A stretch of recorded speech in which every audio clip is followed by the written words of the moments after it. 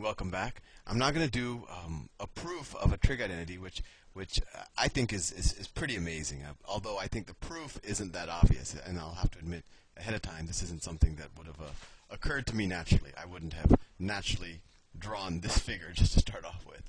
But let's just start off with, let's just say we want to figure out some other way to write the sine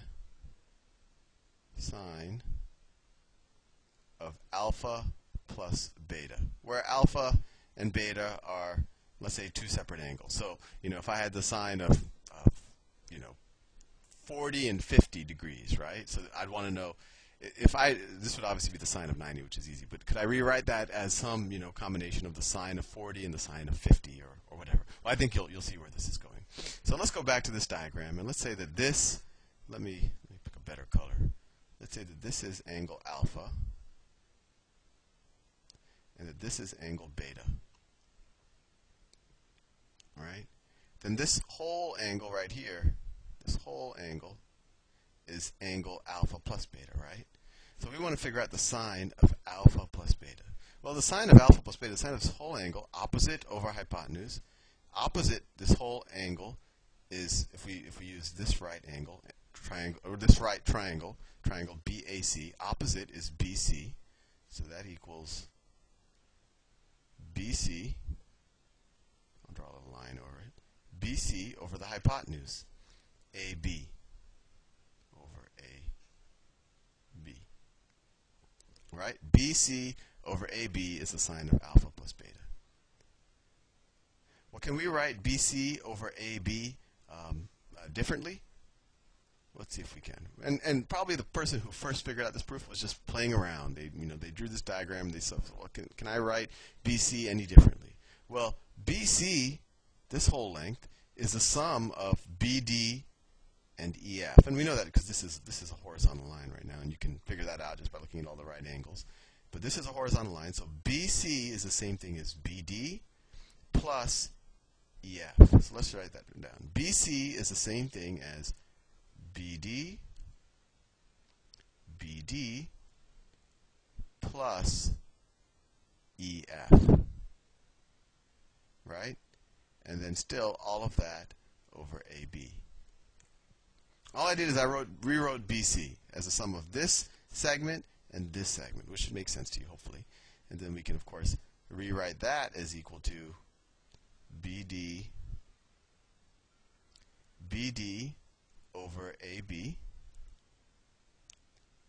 plus EF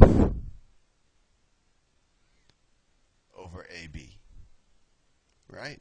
So BD over AB plus EF over AB. And these are kind of nonsensical ratios, right? BD over AB, what can I do with that? And EF over AB, what can I do with that? Wouldn't it be more interesting if I could do like BD over BE? That'd be an interesting ratio, right? Because that would be a segment over its hypotenuse, right? So let's see if we can rewrite it somehow like that. Well, we could just do it. We could just do it mathematically. We could say this is equal to BD over BE, BD over BE, right, times BE over AB. So this might seem non-intuitive to you, but it kind of makes sense, right? We didn't pick BE completely arbitrarily. We said we know what BD is, so let me pick another side that, I can do something maybe with real trig ratios. And so I said BD over BE times BE over AB is equal to BD over AB. I hope I don't confuse you with all these letters. But that makes sense, right? Because these two terms would just cancel out if you're just multiplying these fractions, and you would get back to this top term. And let me actually make sure that you understand that this term and this term are the same thing. And now let's do that second term. We know EF. Wouldn't it be good if we could relate EF to something like it's the hypotenuse of this right triangle, like AE? So let's do that. So let's say, let's put the plus sign there. EF over AB is the same thing as EF over AE times AE over AB. right? Once again, we're just multiplying fractions. These would cancel out, and you would get this again. And let me make sure you understand that this term is the same thing as this term. And you can just multiply out the fractions, and that's what you would get. Now, before we progress with this whole line of thought that we're doing, let's see if we could figure out something else interesting about this strange set of triangles and shapes that I've drawn. And it's actually pretty neat. If this angle is alpha, well, if we have line AF, EF is perpendicular to it, right? And DE is perpendicular to EF, right? So DE, this line, and AF are parallel. Since AF is parallel to DE, and then AE intersects both, we know that, what is that, the inner angles, or yeah, I think that's called inner angles with parallel lines, that this is also equal to alpha, right? Like, you can imagine a long parallel line here, and then this line intersects both. So if this is a little confusing, maybe you want to review a little bit of that, parallel line geometry, but I think this might make sense. So if this angle is alpha, then this angle right here is complementary to it, so it's 90 minus alpha, right? And if this angle is 90 minus alpha, this angle is obviously 90, then we know that this angle plus this angle plus this angle has to equal 180, so we know that this is equal to alpha. If that doesn't make sense to you, think about this. Alpha plus 90 minus alpha plus 90, that's a minus, minus alpha plus 90 is what? Alpha plus 90 minus alpha. So this minus alpha and alpha cancel out, and you just have 90 plus 90, and that equals 180.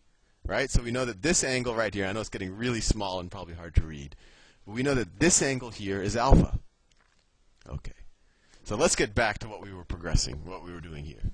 So what is BD over BE? BD over BE. Well, that's the adjacent to this alpha, which is the same angle, really. BD over BE. So it's adjacent over hypotenuse. Adjacent over hypotenuse, cosine. So that is equal to the cosine of alpha. Cosine of alpha. And what's BE over AB? BE over AB. Well, that's, if we look at this larger right triangle, that is the opposite of beta, of the angle beta, times its hypotenuse. So what's opposite over hypotenuse? So, SOH, sine. So sine of beta is BE over AB. So this is sine of beta. Sine of beta. And now let me switch to magenta. What's EF over AE? EF over AE, if we look at this right triangle right here, is opposite over hypotenuse for alpha, right? So it's sine of alpha. Opposite over hypotenuse. It's sine of alpha. And what's AE over AB? AE over AB. So now we're looking at this large right triangle here. AE over AB. Well, that's the adjacent of beta over the hypotenuse. Well, what's adjacent over hypotenuse? That's cosine.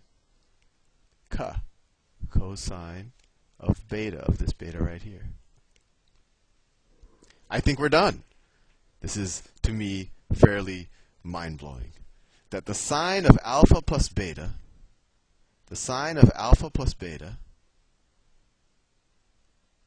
alpha plus beta is equal to the cosine of alpha times the sine of beta plus the sine of alpha times the cosine of beta.